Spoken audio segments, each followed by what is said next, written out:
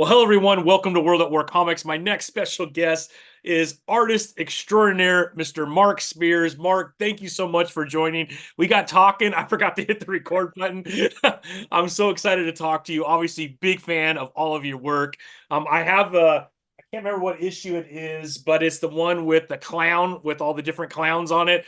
And it's Gunslinger. buried in a box. I couldn't grab it, but I wanted to pull that one out. But that might be one of my favorite covers, man. Just the colors, the blues that you used.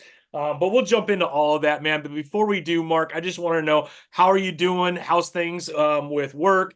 How's everything going? Yeah, there it is. There That you one go. is one of my favorite covers, man. It is so awesome.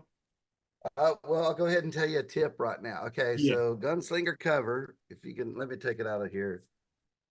So yeah, this was a lot of people's favorite of the four that I did. Let's see, I Yeah. already signed that one. But okay, where is he at? The cat, right? Yeah. Everybody kept asking me questions about the cat. I threw the cat in there when I did it, and I said I think Todd would let it go. It had nothing to do with anything, and I said I think Todd would be like, "That's pretty cool," because they told me to make it to where on the cover, because they said it would be clown and these little minions and stuff. They said make it to where if a guy hands this cover to his girlfriend, she would say, "Get that out of my face," and make her nauseous. And I said, okay. So I'll put an animal in it, and you don't know what these little minions are about to do to this animal. And he's got claw marks on his hands and all that kind of stuff. So I'm doing a Salmon Twitch cover that'll be out. Let's see, I think that comes out in August. And I'm sitting there thinking, what am I going to do on this? Because I had no idea what's in the plot of the book. They just said make it really cool looking.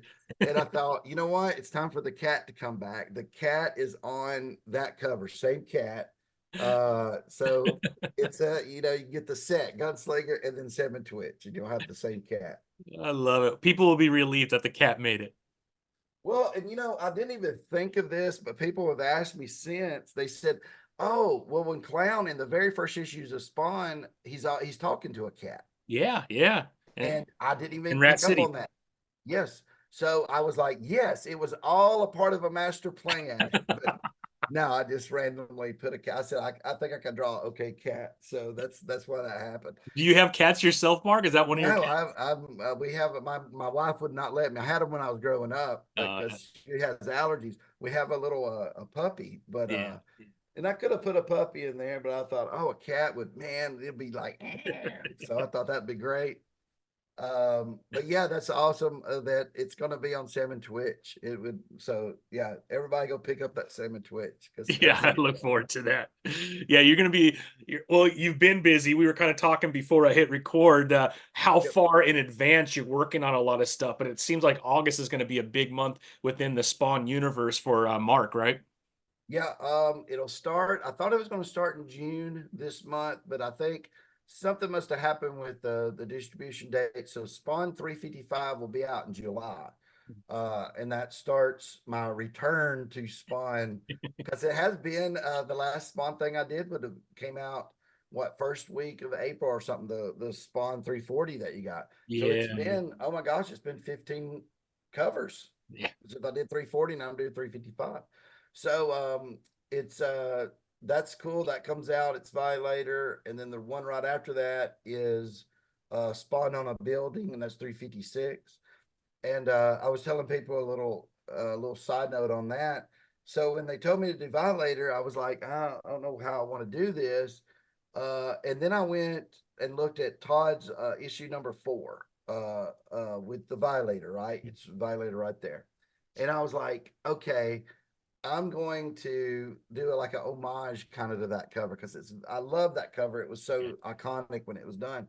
So I even did if you look at that cover when it comes out, even the signature box, I did like Todd's and did a blue little scroll and all that. So that one, and it's not the same Violator because it's the more bigger, meatier one that's out there now than the one Todd did.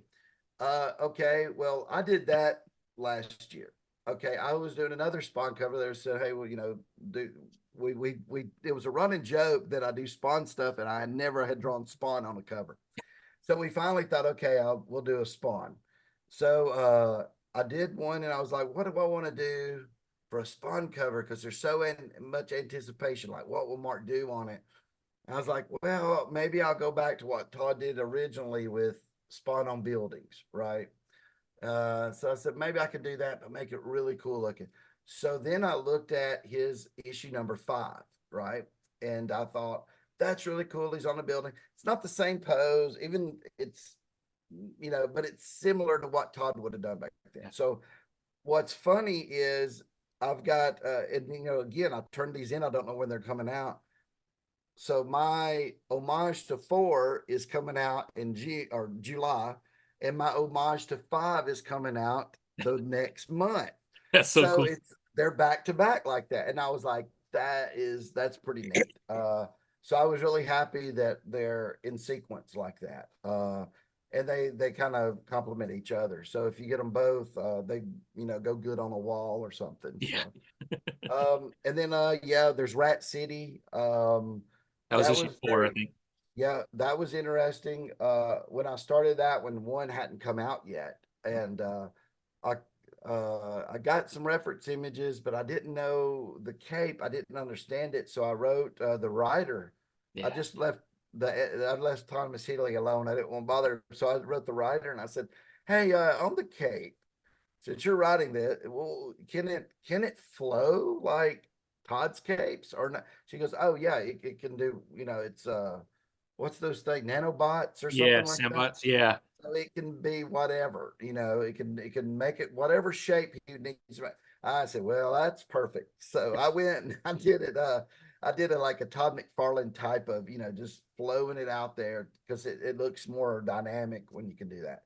Yeah. So that one was fun. I don't have, yeah, that's not come out yet. I was gonna say, I thought about when I was doing the city, I put a rat on it, just a little in joke. I did even have at one time, but I kind of got rid of it. I was gonna have another rat like hanging on for dear life on a rail, and I was like, I'll get rid of that. But I was even gonna have like Todd and Thomas's names on neon signs in the back, but I kind of get rid of that too. I was That doing would have all been kinds of cool. stuff on that. But it does say, a lot of people were asking, like, what does it say? Because there's a couple of letters. And I said, actually, if you read it, I think you have to turn it sideways, but it says wanted or something. Uh, But you see it looks like a 3 and something, but it's actually a wanted poster, but sideways or something. But that's a little inside track on that one too. But well, and then Mark, did you actually draw Rat City version of Spawn before you ever got to draw regular Spawn for a cover? I know the regular cover's coming out sooner, but which one came first? Because that'd be wild that your first Spawn was actually the futuristic Rat City Spawn. I'm thinking they were actually done the same month, and I'm Uh, thinking, yeah, Rat City, I believe, was done first. So I got to do and it's kind of like a rooftop spawn in that one. So I did it first. Um, and then I think after that, I did the regular spawn. Uh, yeah, it was within weeks though. It was yeah. really because that was like the month of spawn when I was doing that stuff. And I also did, no, that was actually done.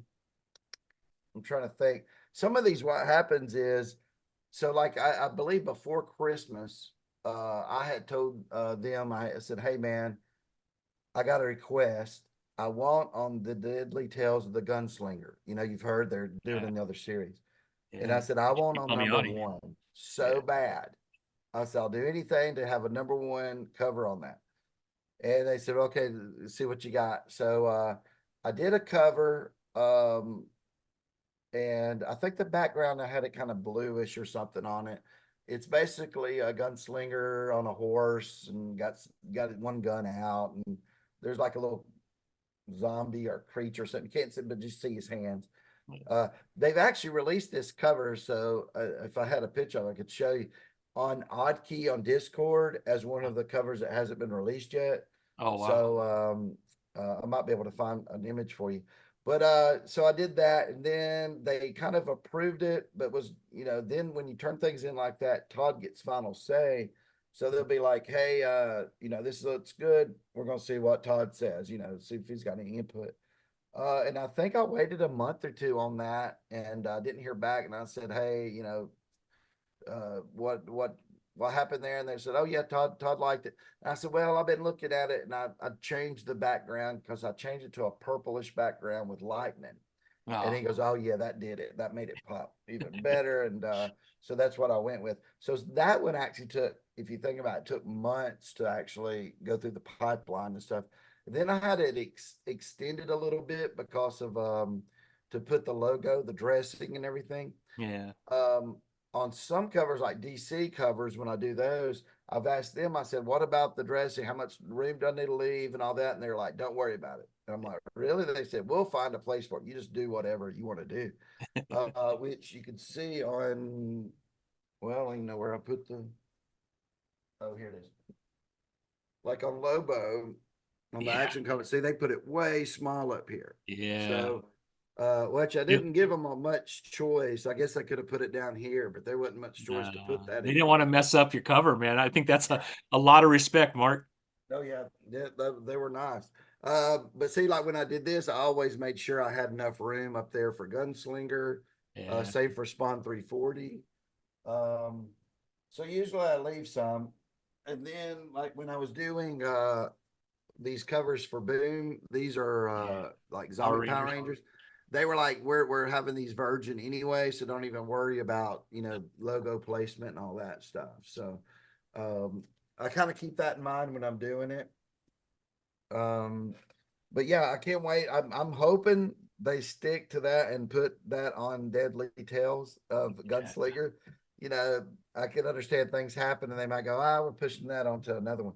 But I'm hoping it because man, that would be huge because that's what you want. You want a number one cover, Yeah. because everybody's collecting it anyways, Yeah. and then they're going to also be wanting to get that cover. So Absolutely. You think that'll be a regular cover or like a 1 in 25 type thing? I don't know. Well, not with Spawn. There's never. Well, they do that They do sometimes, I do guess. variants once, not a lot, but they do. Like Rat City, they had a 1 in 10 or a 1 in 25.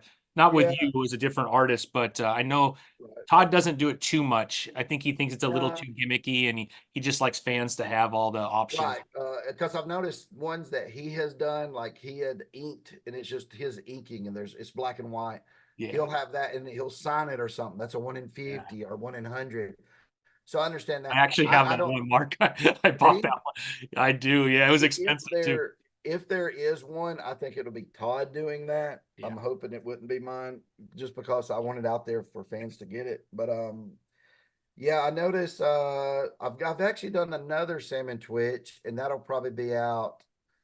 See, because like I said, they have probably 40 covers sitting there of Spawn centric stuff that they can say, okay, this will go with this one, or this will go with that one. Salmon Twitch, they don't have many, right? So I knew that Salmon Twitch is probably out this year, and my other one, I would imagine I'd probably put $10 on it. The other one will probably be released before the end of the year. It might be solicited right after, right? It might be both back to back. I'm not sure. But with the Tales of the Gunslinger, things like that, I do think it'd be cool if it's A and B kind of on Spawn stuff doesn't even really matter now. They Yeah. order about the same of both.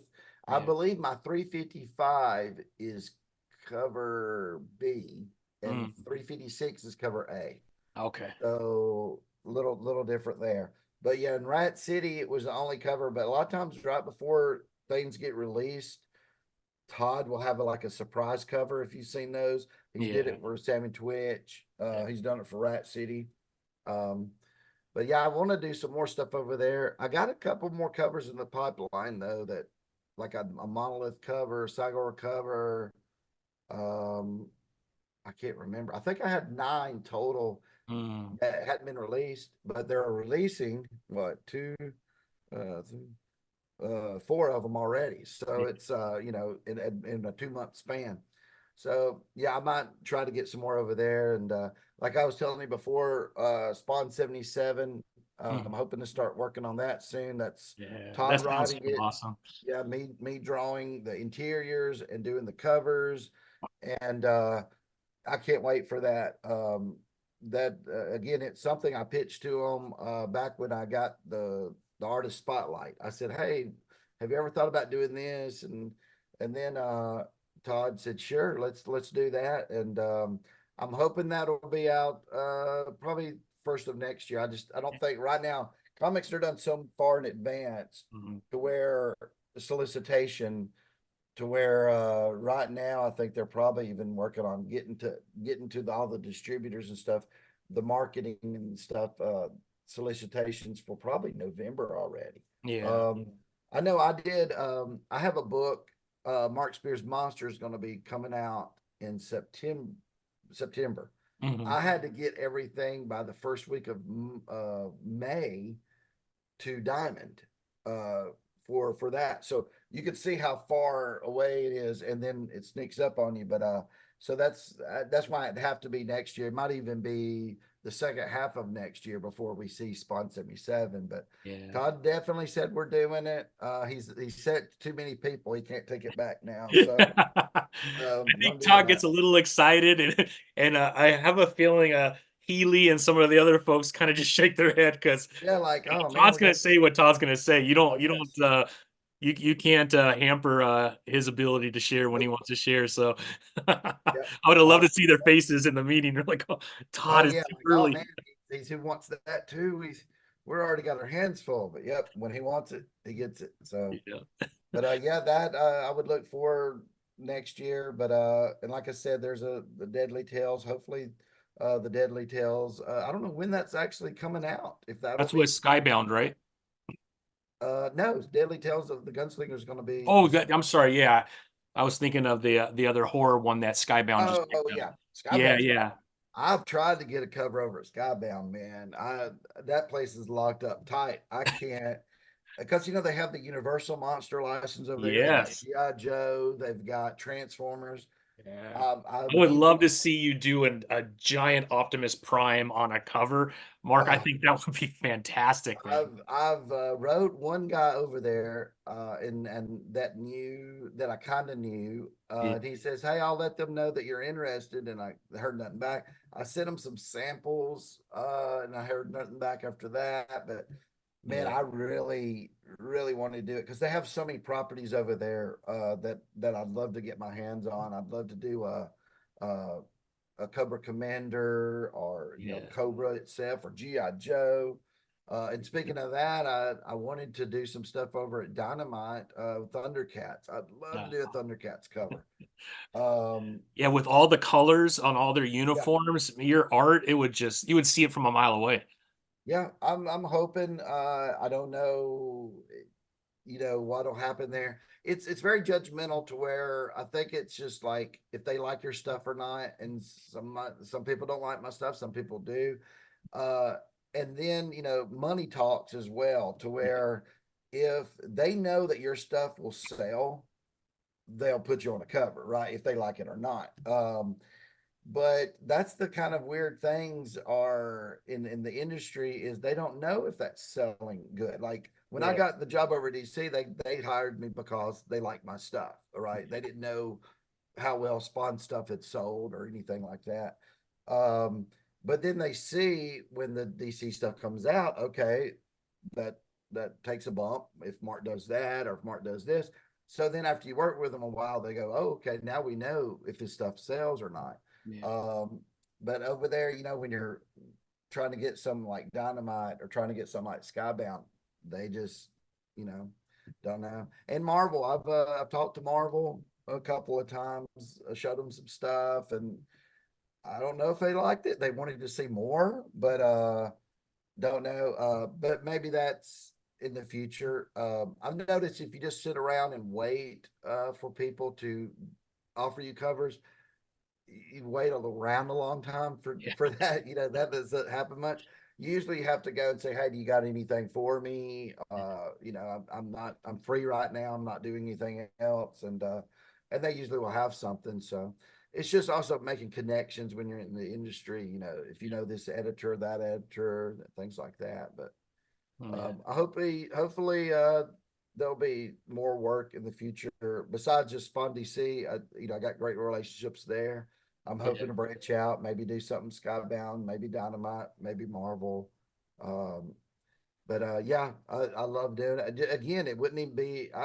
I would almost do it just to let them give me copies of the book, just Yeah. because I love those properties so much. Yeah.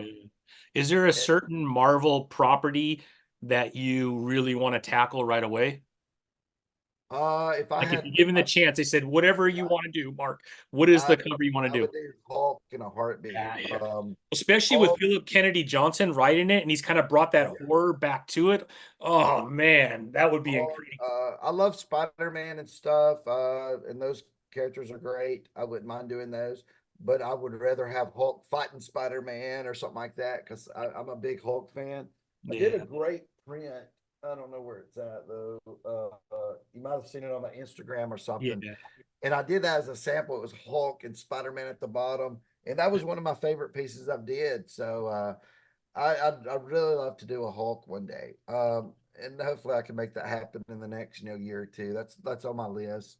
yeah, Um, and then, like I said, Thundercats, any cartoon I grew up with, I'd like to do because that would be fun. yeah. Um, and then everybody wants me to do Universal monster stuff. They keep saying, I'd like to see you do Universal Dracula and Yeah. Universal Frankenstein.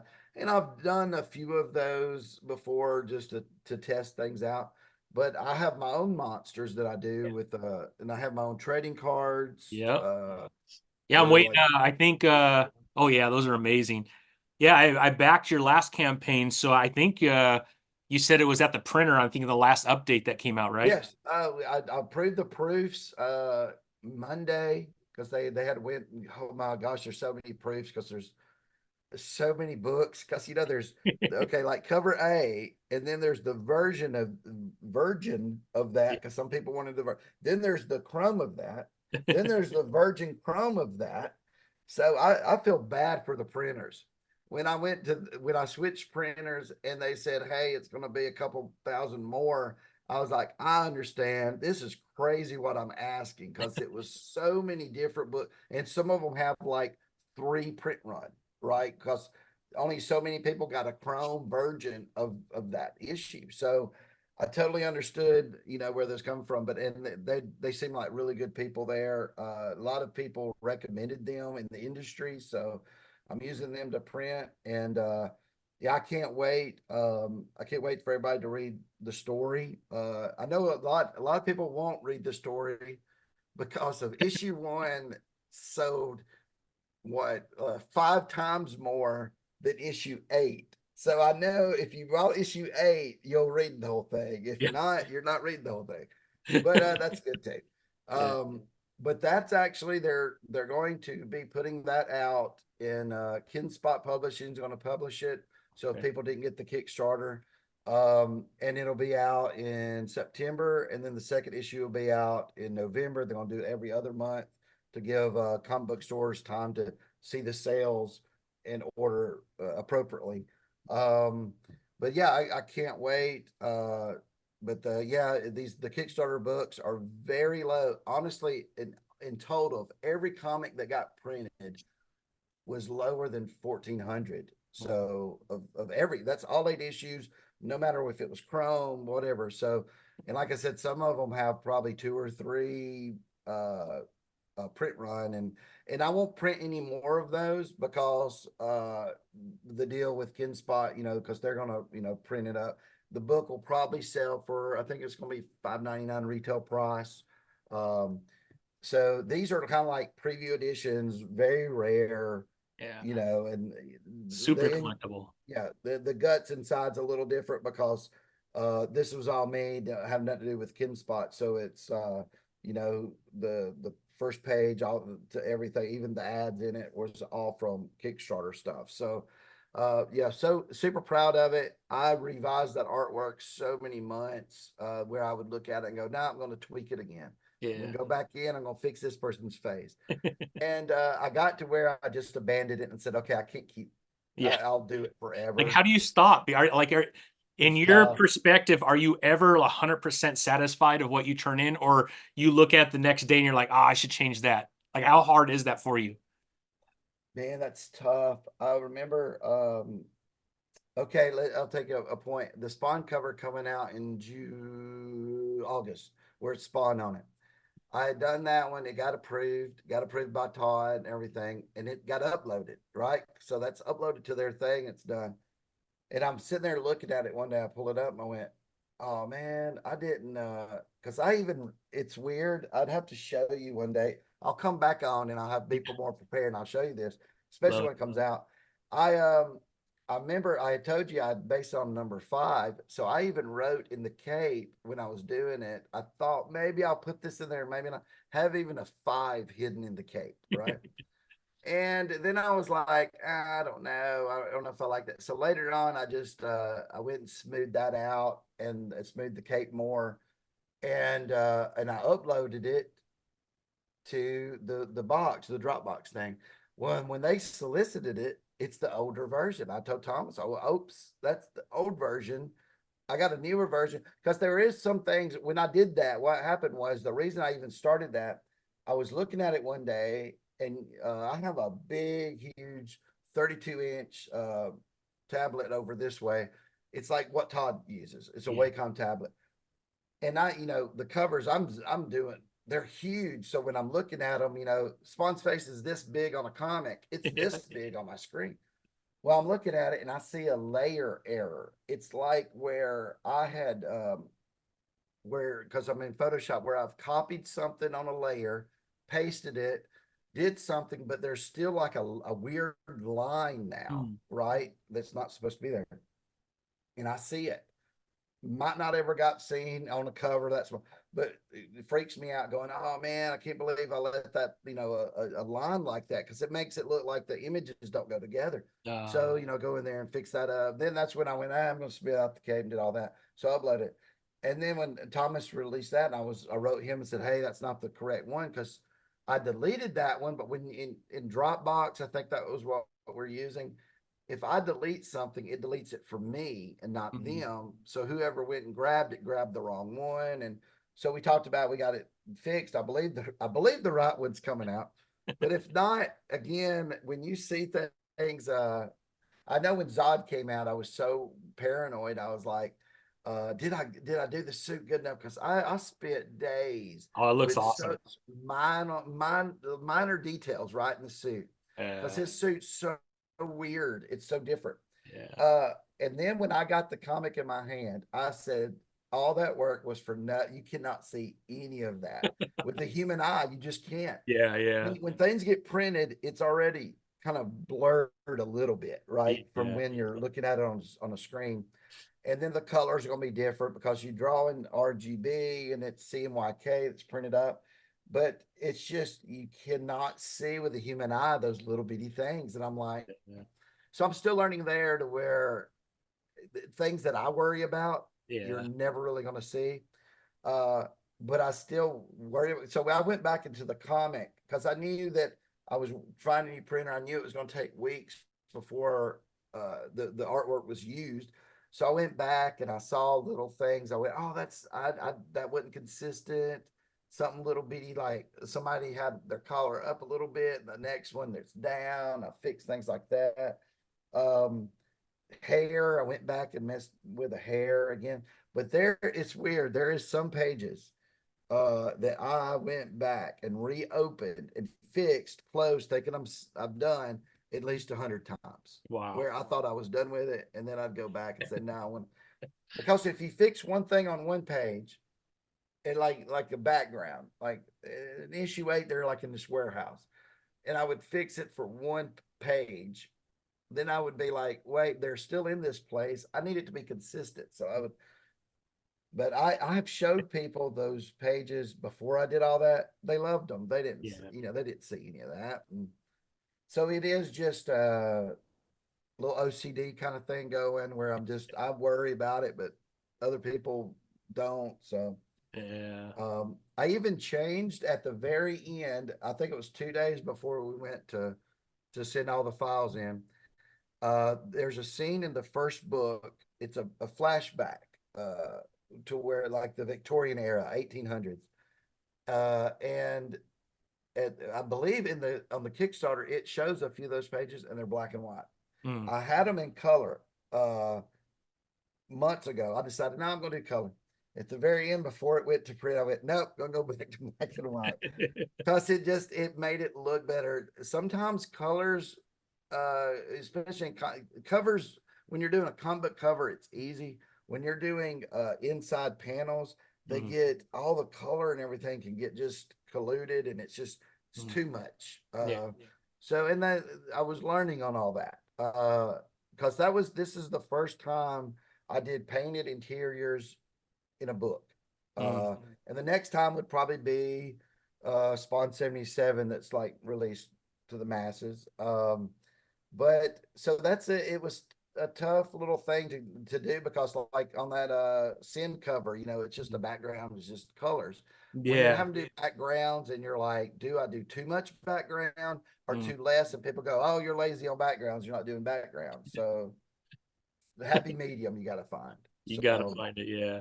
But what's your preference, Mark? Do you really enjoy the covers, or do you like doing interiors too, or do you like try to maybe monitor how often you're doing interiors? Because I've met artists and some are amazing at covers and they hate doing interiors because there's so many things they have to draw that they dislike yep. drawing, whether it's buildings or cars or whatever that is, right? What is your perspective on that? Or is it kind of a nice break from a cover to be able to do some interiors and kind of play around with the character a little? Um, I love I love doing covers because you're in and out Mhm. within. It takes me maybe certain covers take me half a week. Certain ones could take a lot longer depending on approvals and stuff like that. Um, and you get away with a lot of stuff on covers, right? Like I said, you don't want to do the background, you do a colorful background and you're in and out. Mhm. But I love telling stories. So I love the interiors. I wish I was a little bit better at it. I think I'll get there the more I do it because the more I've done covers, the better I've gotten at covers. Um, I love being able to captivate the audience and be able to whatever I want them to do, they do. Like if I want to get emotion from you, I know how to do that with that. Covers you can kind of do that stuff with. You're telling a story, but basically it's like one panel, a one Mhm. panel story. With the Lobo cover, it's kind of a one panel story. You look at that and you go, okay, I understand what's going on here. But I still love telling stories. Uh, and I got to realize you don't have to put as much detail into a little bitty panel as you do in a comic cover. And that's tough when you're doing digital. Todd even said that one time was like, you've got to decide how much you're zooming in and you're done zooming in because you could zoom in and be doing all that small fine detail work and you zoom out and go, oh, I don't even hardly see that because it was so you kind of have to go, okay, I'm going to not zoom in past this amount and that will be what the cover or the page will be. But I do enjoy doing it. I wish I got more chances to do it. Like DC, I would love to do a special over there, Superman, whatever they would give me, just to show off, hey, I can tell a story.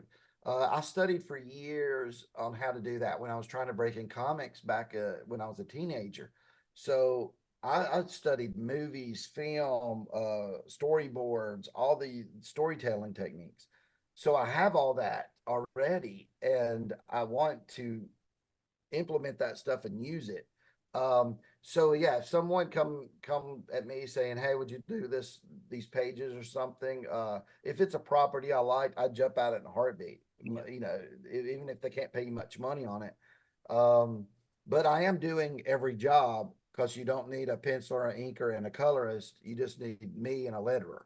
So it's done after that. But yeah, I even got this idea. I believe I'm going to do a Kickstarter on it. If everybody's happy with the monster Kickstarter, when that's done, I was thinking or maybe around October or so doing a Kickstarter. I had this idea pop in my head about 2 weeks ago.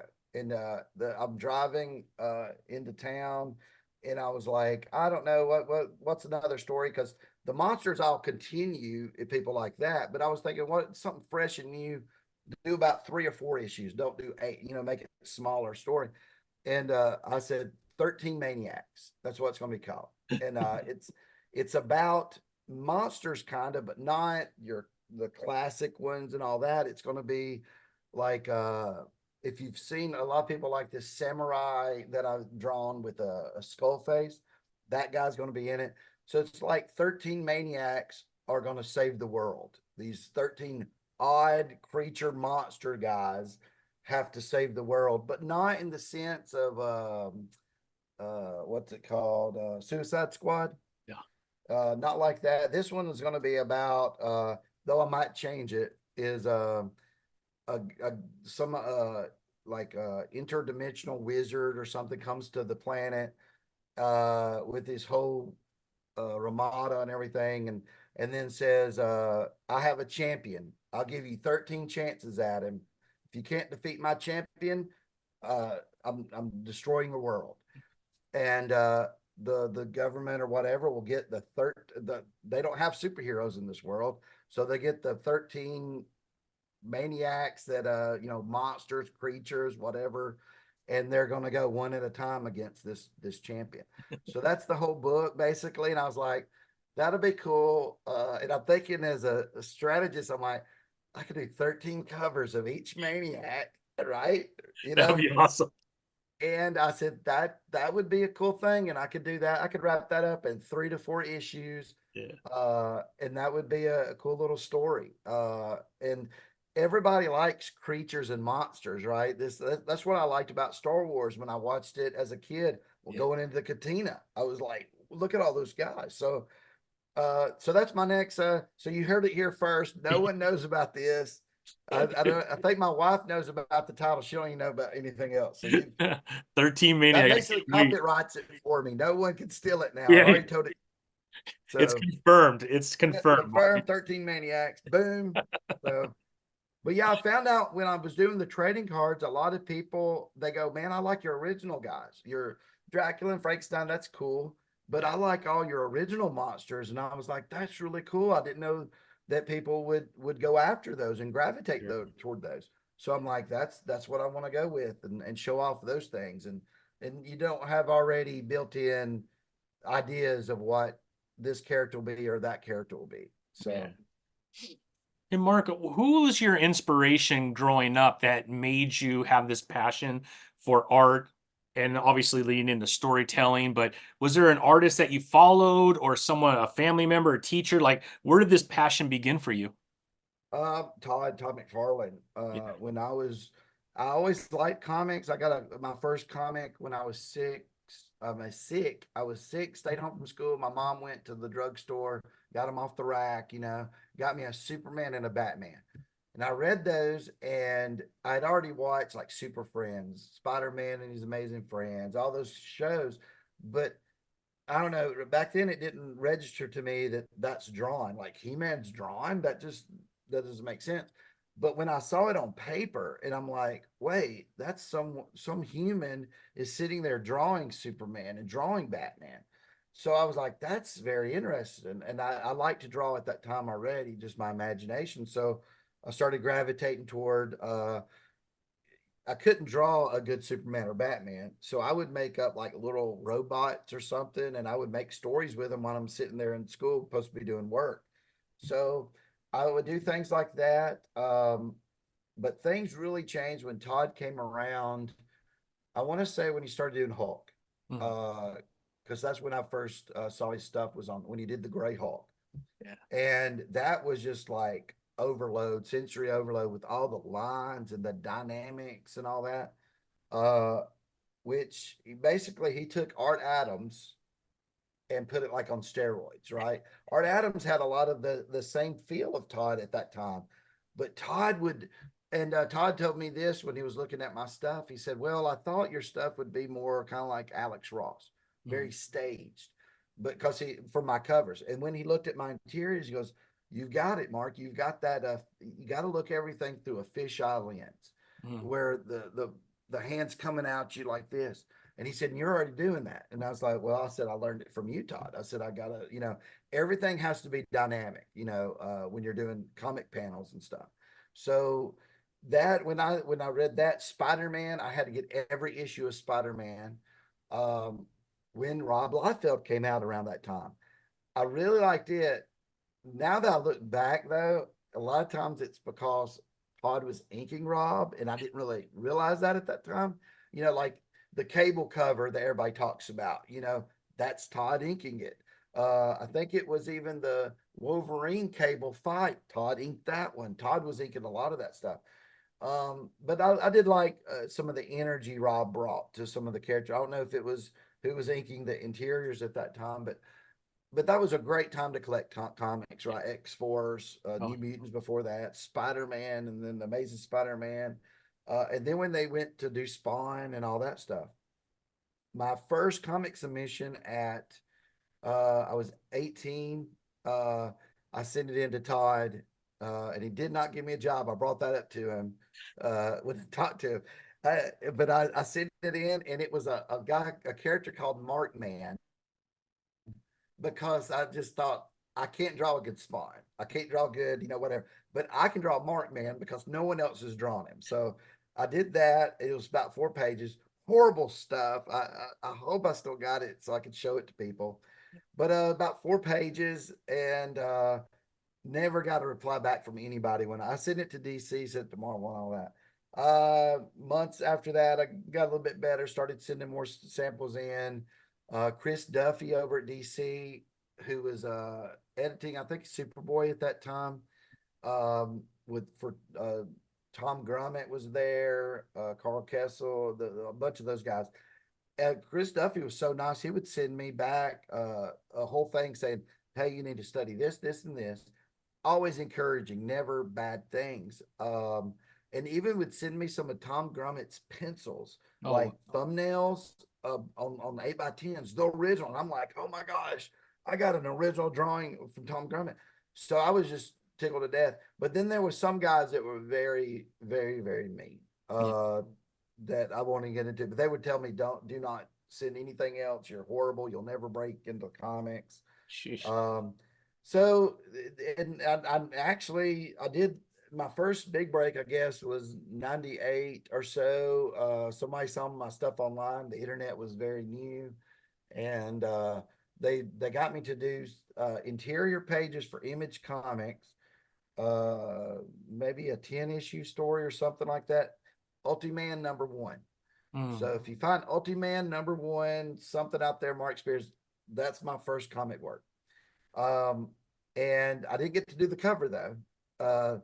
That's why it was nice little round trip when I got to do my Spawn covers for Image Comics. But I did that. Then I couldn't get comic work, and I was kind of scared to send in my samples because they would kind of mean. I started doing things like concept art, Batman statues. Somebody would have the license and hire me to draw Batman, to draw Marvel characters for statues. Then I went to trading cards for Marvel and DC. So I went a roundabout way, and finally didn't break into comics for till 23 of March, when my Spawn stuff come out. So, and since March of 23 to March of 24, I did 31 covers for DC, Image, the Spawn stuff, Boom, and Darkhorse. So Wow. I think I kind of broke probably a record in the first year to do that much work. So I'm hoping to continue that and keep doing it because I love comics. It's just that's where I always wanted to be, and I'm glad that I can get into it and maybe change things a little bit to make it, sometimes sales aren't doing good. I'm hoping I can help people get more interested in comics and buy comics and stuff like that. So That's awesome. Yeah, I think you're doing all right, Mark. Your your covers seem to be in a high demand and they sell out really quick. So that's always a good sign. Hopefully you'll get that opportunity with the Incredible Hulk. I'm loving the current run from Philip Kennedy Johnson. So man, that kind of horror element back with the Hulk, and then you being such a Hulk fan, I think you would do something incredible for that title. Yeah, I was a fan of Hulk since Lou Ferrigno, you know, the TV show. So that was always my go-to character. And if I only could do one, if you said one character, that's it, can't draw nothing else for the rest of your life, Yeah, Hulk would be it. For DC, I really like Joker, because again, he's a kind of a monster, you know. for sure. But I love Superman. I always want to do Superman. I did it for cards and stuff. So it's been a thrill to get to do Superman. I've drawn one Batman cover because it was World's Finest. Hmm. I'd like to get into doing more Batman stuff. I might try to talk to them because that's a different department. You know, Different team, yeah. there's the Batman stuff and then everything else. Yeah, So I'm working on the everything else right now. You know, with Green Lantern and yeah, all that. But I do like Batman. I got to draw. If you keep up with DC, there's that.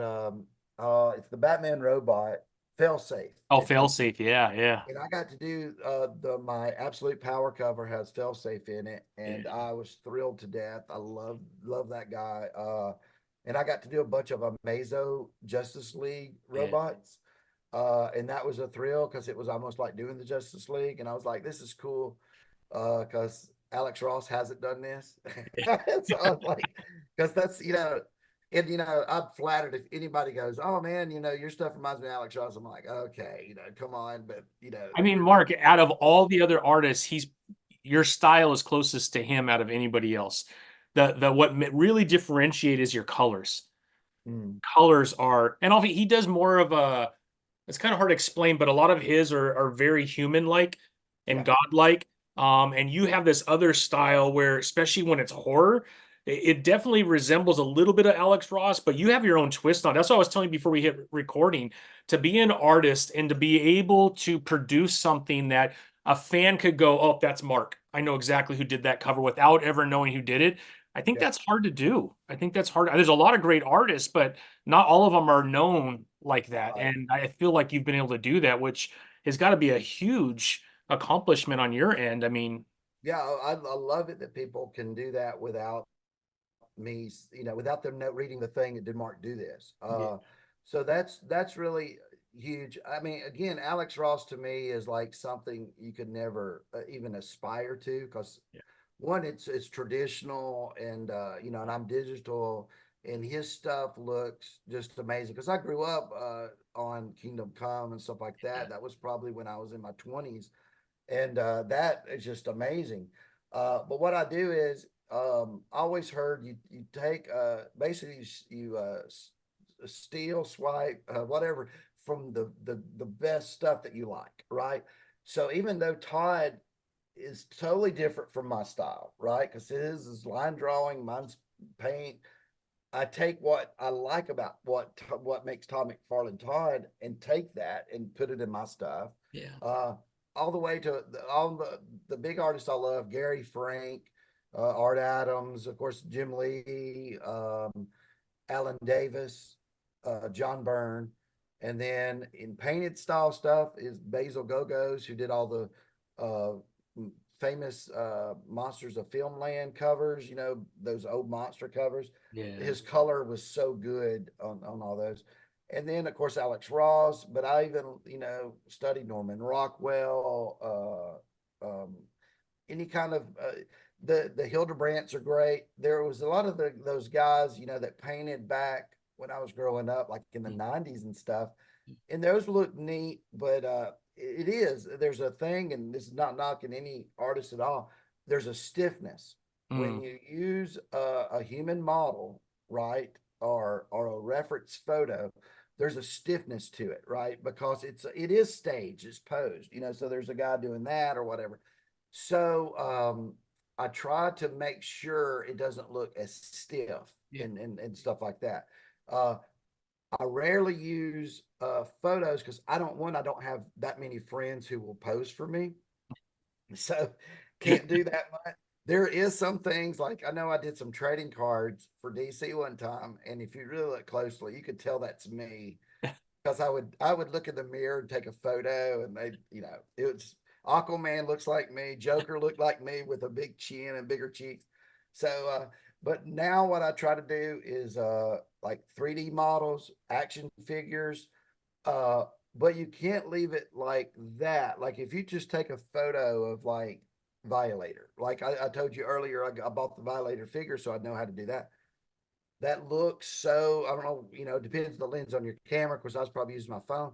It just looks so, it's Mm, not like a fisheye lens like Todd taught me. yeah. So I tried to do that. Like you got to exaggerate everything. Uh, I can't stand it, even if it's factual and accurate. If you're doing something and their hand looks very small, it doesn't look right to me. Yeah. So I would even if I did it and I was like, oops, I would have cut that out with a lasso, right? I'd make it bigger, and then I would put it back on there, and now it's like this. Yeah. I just can't stand it that way. But that's the way I pencil too. If I'm doing a sketch cover for somebody, that's the way I pencil, is kind of the way I paint. I try to do everything in your face and stuff like that. So I love it. I have so Conan, so I'm a big Spawn fan, love Spawn. I'm a DC guy, although I love Incredible Hulk and Spider-Man. right. But I am a huge Conan the Barbarian guy. Oh, And I so I have a huge collection of Conan. And right now with Jim Zub writing Conan for Titan, it's one of the best reading comic books that you could find. And the art is incredible. I would love to see you do an old school Conan on a bunch of like skeletons with his sword. yeah. Oh, Mark, that would be I'm a incredible, man. Yeah, we have a lot of the same interests. I'm a huge Conan fan. I love Conan. And I would love to do that because again, I've seen a lot of guys do that, but they make it look like a bodybuilder, right? Yeah, Just, and it's neat. It's painted great. But again, I would try to make that look so dynamic, maybe an upshot. I try to play with light. To me, painting is all about 100% lighting, mm, right? So I'll do stuff where I'll light it from the bottom, right? Or I'll light it from the top. Gives it total different feel to it, right? Uh, so I'll do things like that, and then I love playing with my yeah, colors with light. So um, like a lot of people will talk about my Frankenstein that I draw, and I said, he's not green. Mine's not. They're yeah, like, but I see green. I say, I'll hit him with some green light, right, to tease you a little bit. But he's like more of a zombie or yellowish color. So I love hitting light on things to where like I could see Conan, but it'd be something someone's never did. Like you said, do the skulls, everything. Maybe he's holding a sword and all that. But then you hit him with light that normal people wouldn't actually draw him with, right? They wouldn't hit him with like greens or blues and stuff like that. I love that. I always try to draw my stuff where there's is like maybe there was a light off of the page that's always getting my halo or something, right? Because it makes a three-dimensional face better. If you have the lighting straight on, even like the Sin cover, I did it on mm, the one part of that on his face. yeah, yeah. Having You could light say, hit his face right there, right? yeah, So and that I toned down my colors because Thomas Healy said Todd doesn't like artificial colors, and I was so scared. I was like, "What do you mean artificial colors?" Oh, he don't like a purple sky. He wants the sky to be a sky, and I'm like, "Oh man." Well, I talked to Todd after that, and he goes, "Nah, man, you do you." And because by the fourth cover I did, Jericho is the zombie kind of guy, and I uh-huh. even had a purple background. It didn't matter, but I was so nervous. That was the second cover I did. I did clown first, which Yeah. but this is actually not the clown that I originally did. No? I did one I'll have to show you sometime. It had a red background and not kind of as dynamic, but the minions look like little bitty clowns, right? Like the old guy clown. Yeah. They liked it, approved it. We was already moving on to Sin, and I started Sin. Then he writes me, Thomas Healy says, "Hey, Mark, I don't know if it was an email or a call, but he said, Spawn Batman, Greg Capullo is already working on it. Doesn't like those little minions, and him, Greg, and Todd's really good friends. He goes, Todd, I'm changing these." And Todd goes, "Sure, do whatever you want." So he changed them to that version, and they told me we need you to redo it because Todd likes that new version and wants it on those guys because that'll be coming out 4 months or 3 months later. Well, I said, okay, great. Just give me some shots of what Greg's doing. Well, Greg just had nothing inked, nothing. It's just some sketches, and they were the most uninformative sketches I've ever seen. I was like, yeah, I could see what Greg's doing, but there's how do I translate that into a 3D person? Because it's not even inked and not colored. I don't even see what he's. So I did my best on those, and it worked out. They actually look like what Greg did. So it all just it came about. But I was nervous on that one because I was like, I don't know if I could pull that off. And that's when I come up with the cat. The first one didn't have the cat. And I said, you know what? If Todd's who he says he is, because I hadn't talked to Todd at that time, I only talked to Thomas. But I knew that Todd always said, look, it doesn't have to be accurate. Is it cool? Right? If it's cool, everybody will accept it. And I said, because my wife looked at it that night before I turned it in. She said, if he didn't ask for a cat, I wouldn't put a cat. You know, you don't know how it is working with these people yet. And I said, I believe Todd will be like, yep, that's cool looking. And sure enough, they never asked me a question, never asked. They said, yep, approved. Well, now So it's going to be on another cover. now So it's gonna be on another cover. So yeah, and then when I got to do the Freak, I think was the third cover, I got into my a little bit more relaxed, and I was like, I'm gonna put color on all these. So you can see Freak's got a lot more color.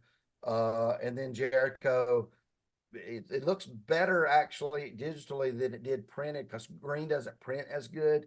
But mm, I had some neon greens on Jericho's on his face, but it still looks great, but not as good. I think it's oh yeah, I got those right here.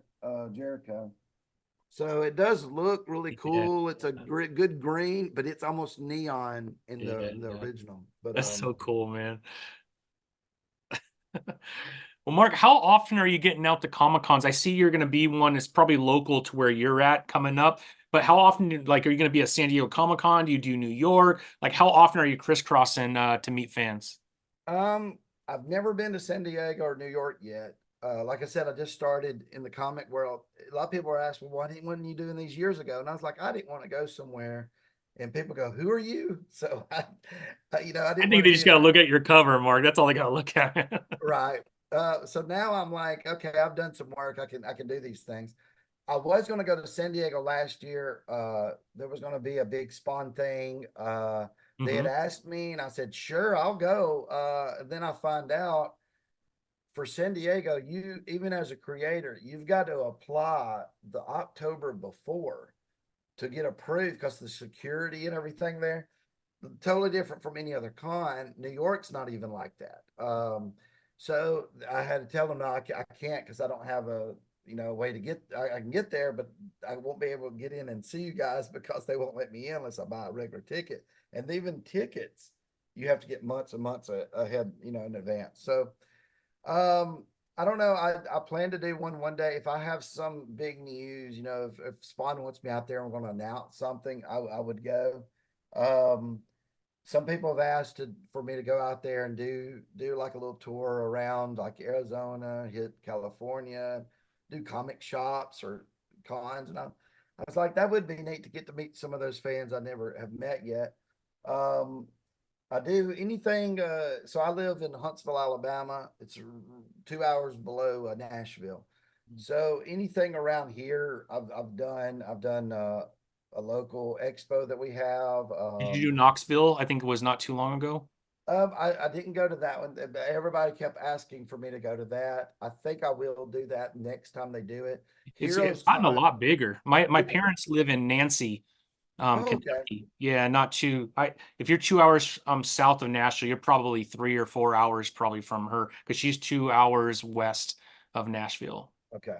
Yeah, Yeah. to get to like Sevierville, right outside Knoxville, is about 4 hours, a little bit Okay. less maybe. So I can get up to Knoxville in no time. But the also let's see, there was Heroes Con was in Charlotte. That's like a big con here in the South. They Huge. asked me to go, but it was going to be this weekend, I think. And I just got back from Superman celebration that was in Metropolis, Illinois. And I was like, they wear me out. I two in a row. I don't know how people do one every weekend. Those guys, it's rough.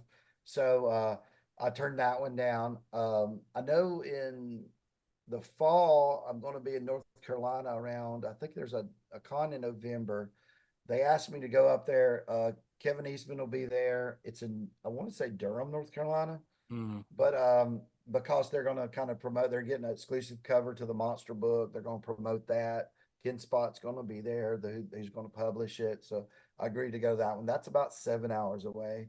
Um, Detroit just asked me about a week ago, and I was like, "Oh man, Detroit, that'll take me like 12 hours to drive up there." I haven't ever flew yet, so I don't know if I want to fly, if it's Once worth you it. do it and you get there like in an hour and a half, Oh, it's so you'll be nice. like, okay, I could do this more often. Yeah. But Detroit did ask. I turned that one down, but I might try to because I heard it's 90,000 people, and I was like, 90,000 people. The biggest I've went to is like 20,000, right? So I'm like, oh man, that would be huge. So we might try to do that. It gets to where because my wife works, and of course I'm stay at home doing drawing all day. So it's a tough thing because then you're talking about like if we go somewhere, and especially if we're going to drive like this last weekend, she has to take off a day before so we can drive up there and all that. So it's almost like a little vacation, though it's not. You're working the whole time, doing sketches and meeting people. So, but I do want to do more. And also, I want to, a lot of people ask me, well, why aren't you doing this or that? You kind of need to be asked on a lot of these because, if you do it yourself, and you go pay for your hotel stay, pay for your table, do all that, you're so negative and you might be negative time you get back home. So I tried to make sure they've invited me. At least will give me a table, maybe like a place to stay because of the logistics of it. Like I said, it's hard to do that stuff on your own dime. Now, if I do a tour, I know that Clayton Crane did a tour around just different during COVID, during comic shops and stuff. Uh, the ones I've been to around here and stuff, they do even better than cons because people are one, they don't have to pay a price, right? They're just coming to the store to see you. And I can get in and out in about 2 hours, meet tons of people, and everybody's happy. So I might try to do that. Go around different places like Florida. I can easily get to Georgia, Tennessee, Mississippi, and do some. Because again, I got a lot of books coming out this summer. It's the perfect time to go and get into comic stores and sign stuff and usually they'll let me sell some prints or something when I'm there so I can make some money, they can make some money, everybody's happy, people get to meet me and stuff that way. So Awesome. but yeah, I'm hoping to do more. But yeah, if anybody is listening to this or wants to invite me, go ahead and invite me. I'll decide then if I want to go. It'd be awesome, man. Yeah, I'm in Southern California, so Okay. yeah, yeah. If you ever get out this way, we got comic shops out here that would be more than happy to have you. So if you could, like we have LA Comic Con, which is pretty big. It's probably like around that 30,000, 40,000 probably people. Obviously, you have San Diego, which is the largest. We have WonderCon, which just ended, which is much smaller. It's probably in the 20,000, but it's in Anaheim, And right that's next the to one Todd Disneyland. went to, wasn't it? I think Yeah, Todd yeah. went up there I with saw him Sean. there. Yeah. Yeah, I've had him So on the yeah, podcast before, and he did his whole spiel about all the new characters coming out for this year, oh and then a yeah. little update on the Spawn movie, and yeah, so yeah, he's actually he doesn't do a whole lot of cons, and then this Uh, year he's been con crazy. He was in Phoenix, he was in WonderCon, he was in Calgary at his hometown. yep. I don't know if you saw the pictures, but they did a parade with him, and He had with his yeah, dad up there. yeah, Dad, yeah, he told me he likes to do two. He'd do San okay, Diego, New York, because he says why go other places to smaller cons? But that was about a year or so ago, and like you said, this year he's went con crazy. He's went to different ones, so I like that. He's basically the Stan Lee of the comics world right now. yeah. Everybody wants to see him, and so I hope he does more. I thought about going up to Arizona, in Phoenix to see the offices and do that and see if Todd's there and Thomas Healy, get to meet all them. And then, go down, maybe hit California. So I could do a cross country road trip. And then, like I said, hit all that stuff and then head back home. I wouldn't mind it. Someone just the other day was begging me. They said, "Please, I'm in California, man. Can you come out here?" And it'd be great. Hopefully the more stuff I get out there, the more people who would recognize me and want to go to like a comic store or one of the cons to see me. So yeah, definitely in my future, as long as I can keep producing some good work and stuff. Yeah, I don't see that slowing down anytime soon. Yeah, hopefully not. And Um, then, Mark, how do people follow you on social media? Are you on pretty much all social media, or yeah, I probably even got what's that TikTok, but I don't know. I think I got two things on there. But no, I got a Twitter, X. It's Mark Spears Art. Mark Spears Art. Also on Instagram. That's my biggest following. I think I got about 30,000 followers there. Facebook, it's there's a Mark Spears Art. There's Mark Spears Monsters, and then there's a Mark Spears page. Uh, Kind of a personal one, but I'll accept, people. I post stuff on there too. I don't post as much, I guess, on Facebook as much as I do on Instagram, but I try to link it to where it'll say, like today when I posted, so it'll throw it over there on Facebook as well. But yeah, and they can always, if they got a question or something, I try to always check the thing, even if I'm not following somebody, check your messages on Instagram, whoever messaged you. So I check that daily, Facebook. So if they're trying to get a hold of me, they can always reach me on there. yeah. And then, do you have your own website yet? I did have Mark Spears Monsters website, but I don't know what if you go there now, what's up there. It might just take you to the Kickstarter comment Yeah. page. It's just it's hard to maintain. I think there's the Collectors Club have got a website out there. Mhm. If you Google it, I work with them on like digital stuff. Like if there's a release of something I did digitally, like Todd does, he has Odd Key, where he does NFT stuff and they're the same guys and they do stuff for me. So I think they've got a website somewhere out there. I don't know what it's called. Yeah. But yeah, I did have one. I would love to one day. I spent a lot of money on it too, to get it all fixed up and everything, and I just didn't have the Yeah. time. Because social media has really replaced a lot of like your websites. I'd like to get one though that I could sell prints at, stuff like that. I You should look at do the TikTok sell. shop, Mark. TikTok shop does really Oh, well.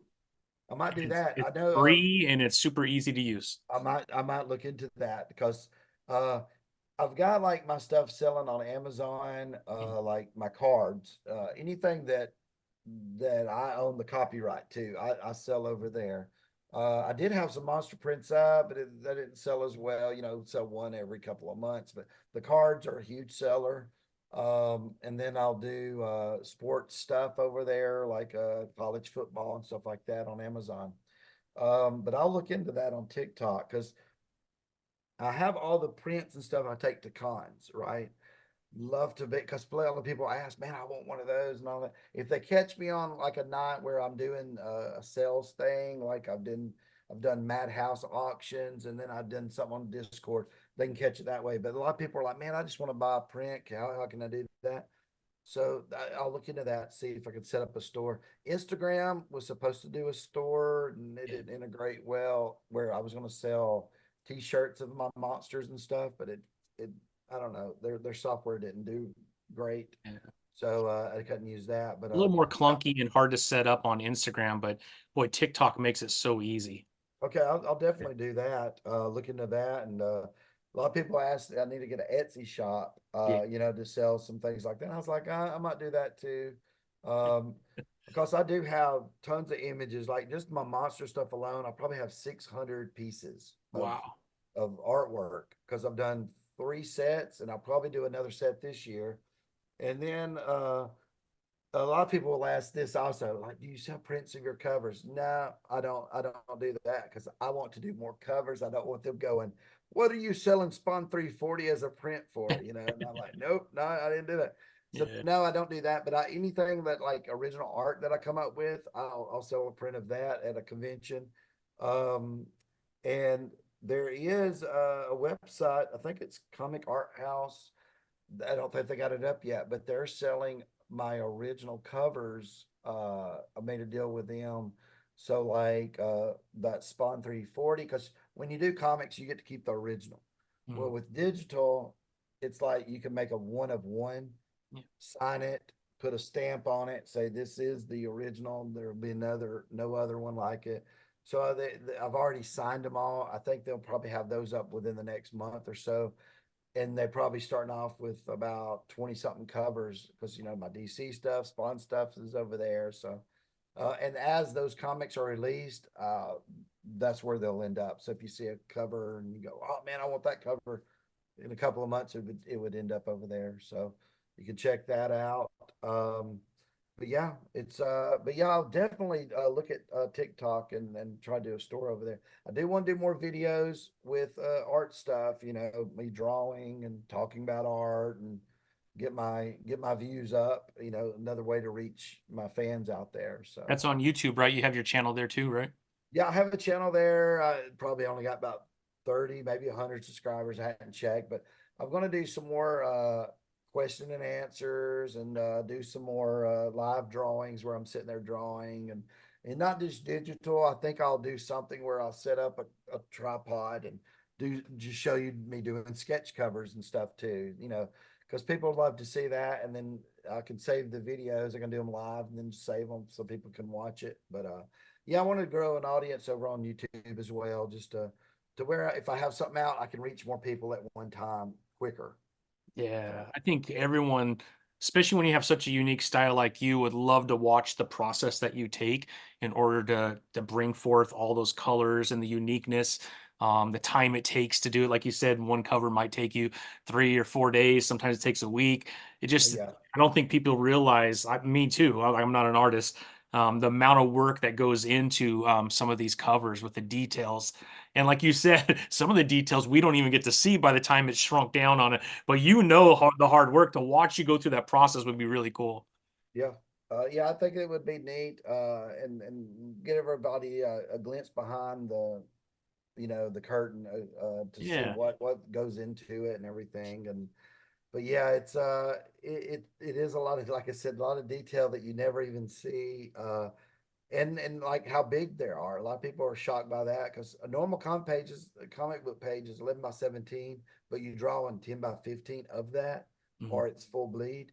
I've been working on something right now, a card thing, and I was shocked of how big they wanted that because it's going to be this small, right? Yeah. But I'm drawing it this big. And I'm like, again, it's one of those things. I'm like, man, they're never going to even see the guy's irises in this, when I'm drawing. So, but that's the way it is. It's interesting. But yeah, I would like to do that, grow my YouTube audience just so they can see that kind of stuff.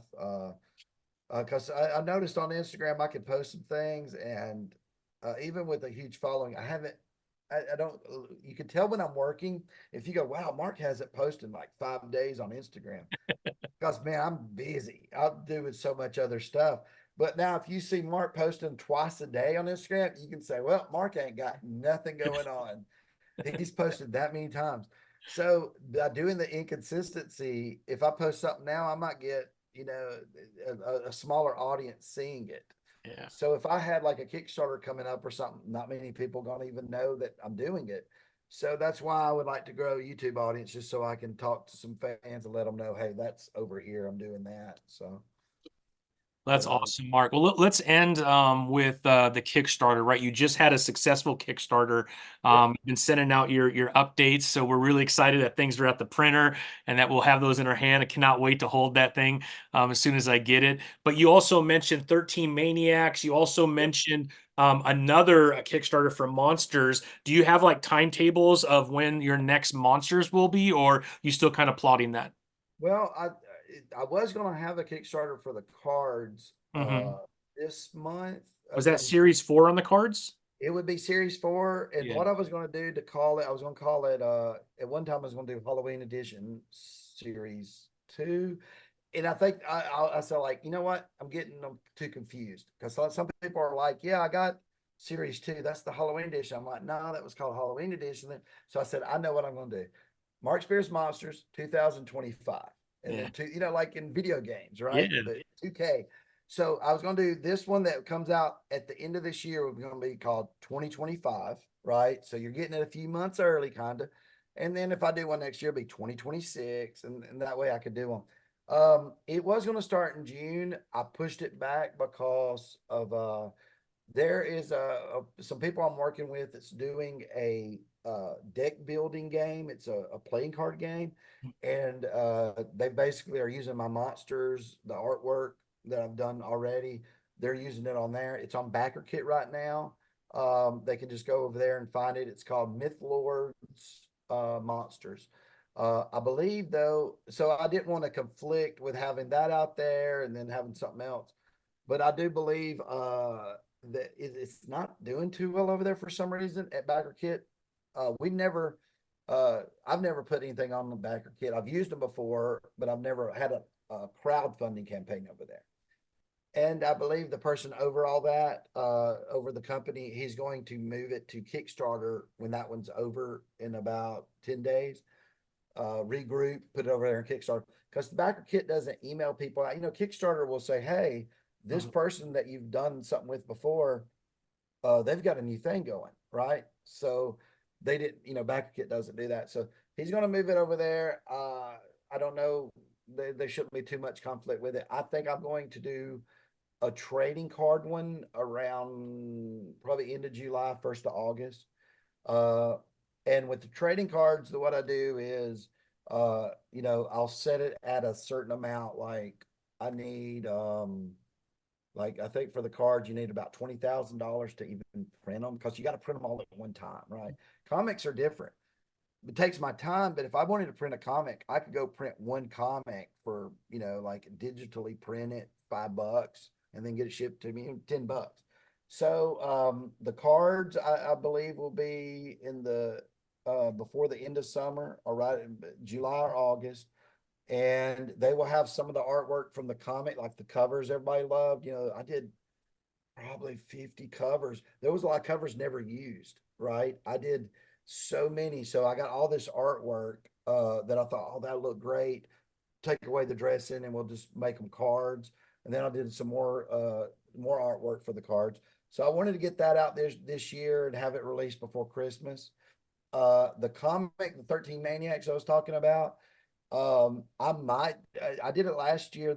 It was between November and December, between Thanksgiving and Christmas. I might do that again. I did have a few people complain saying, man, it was tough because Christmas, I was saving money for that. So I said, well, maybe I'll try to back it up a month, maybe do it around Halloween, maybe do it October to November, something like that. And it'll be again a smaller one. I think I can get that in 3 to 4 issues. I'm already working on. I got about 7 pages of it already, close to being done. Of course, they're never done to me. They'll be, but done enough to show on the Kickstarter. So, yeah, that's my goal is for the Kickstarters to have that this year. Those two things. If I can't do the cards, if something happens and I just ain't got enough time, I think 13 Maniacs though I would do because people really love the comic book Kickstarters and stuff. And Yeah. I think it's a cool idea that's kind of original. Now I will though on that, I will pitch that before I do the Kickstarter to a couple of comic companies. So I'll write it all up. That's why I'll do the artwork first, just in case they want it. But I do it, I go ahead and plan like they're not going to want it, right? Because I have done a couple of pitches to Boom and stuff. They was interested and they're nah, we don't want it now. So, I want that just because, hey, that's if you can get a big company behind it, it gets more audience. So Yeah. I feel like something like that would be perfect for Massive.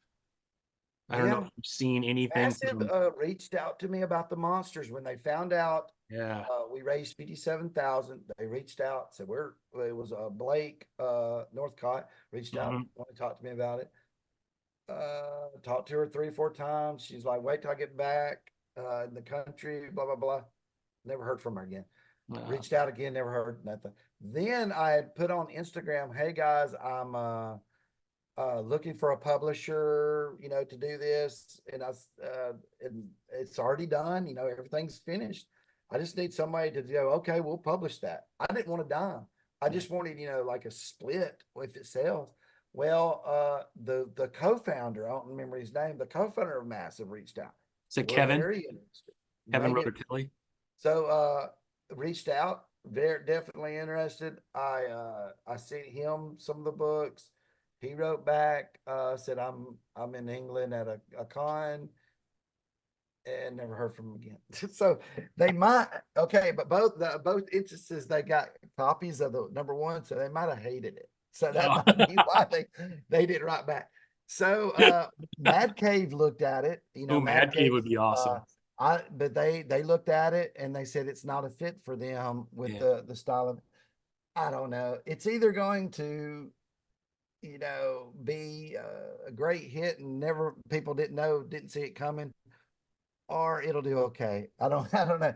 I like it. You've seen basically some of the artwork when you Yeah. got on Kickstarter. I don't know why they don't like it. Honestly, the people who've read it loved it. They said that I write better than I draw and stuff. So I said, oh, that's great. And that's, so the story is great. I just don't really know. It is an odd thing that you're doing, with the monsters, and it's a lot of them go, well, that's kind of universal monsters, and that's this and that. But I do a very neat twist on it, and there are a lot of twists and turns when you read all 8 issues. I throw you for some loops there, and I don't know. They didn't read all 8 issues, and it could be one of those things like, Invincible. They didn't like it at first when Kirkman did it. He had to throw in that twist about issue 4 or 6 or so. Well, he And then lied to get it published to begin with. oh yeah. Oh yeah. A And Walking then Dead. sales were terrible. And I think it was, who was it at Image? He said, like you said, he had this big plot that he wanted to get to issue, I think 24. And like, what are you waiting? Just do it now. And as soon as he did it, boom, exploded. Boom, it exploded. So I look at it, it could be that first issue is good. I like it. But I also know when you read number one, it's not as good, because when I designed it, it was going to be Kickstarter. I didn't know if I would ever get it in stores. So I was like, well, if they read this one, I already got them. They're already a captive audience. Yeah. So I don't have to blow your mind with number one.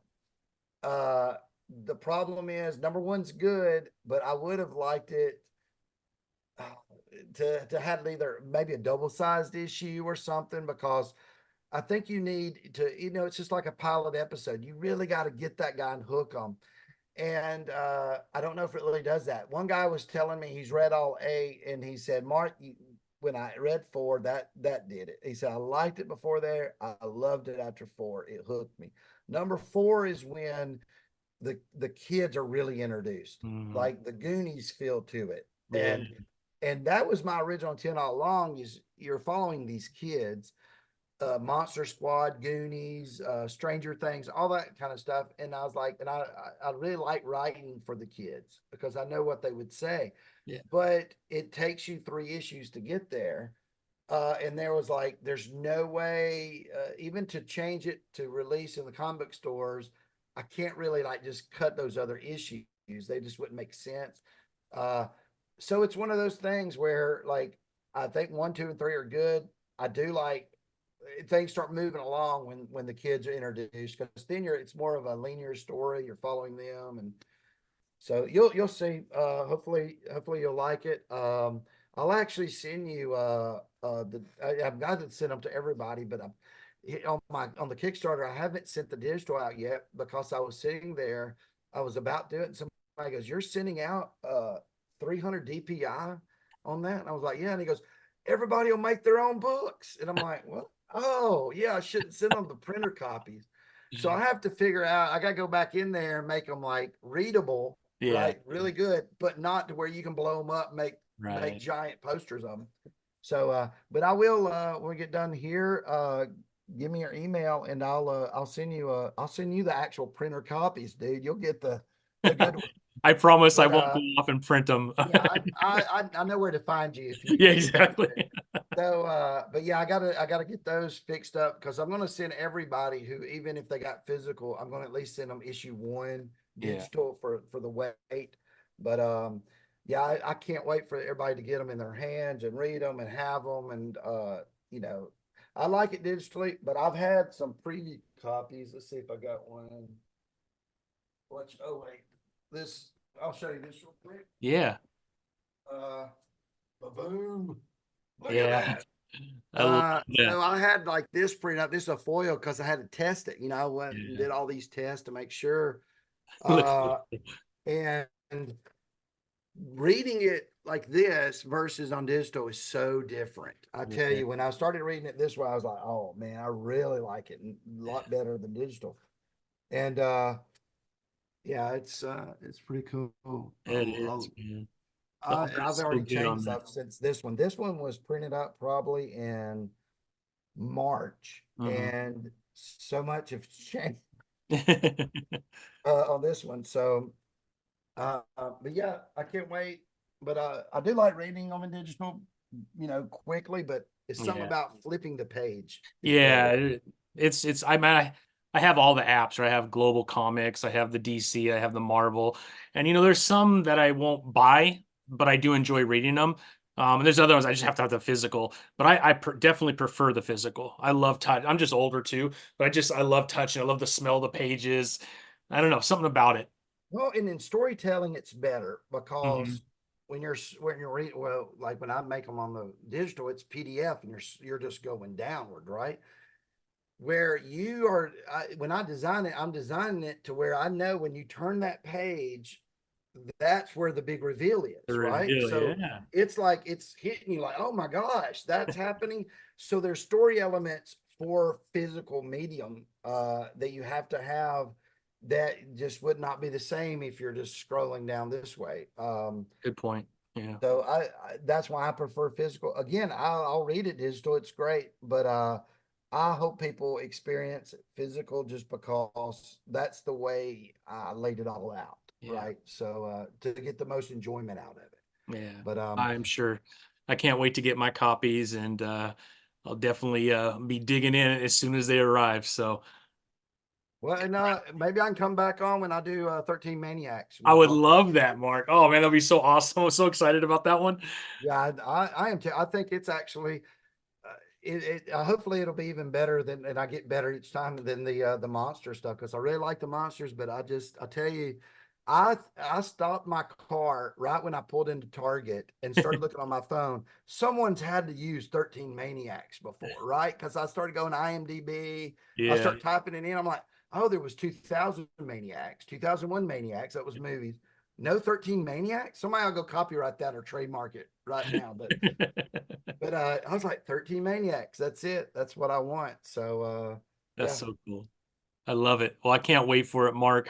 Mark, thank you so much for hanging out with me today. You are welcome anytime, my friend. Huge fan of Oh, I your appreciate art. it. Absolutely love it. I was so happy when you responded to me and being willing to come on. Really enjoyed conversating with you. You are a true talent, my friend. And congratulations on Monsters. And man, as soon as 13 Maniacs is ready to move to the next level, please come back and we'll jump in, I man. I can't wait. love to. Love to. Thank you for having me, man. Yeah, no, I appreciate you very much, Mark. Thank you, man. Have a great rest of your week, and we will talk soon, my friend. All right. All See you right. later.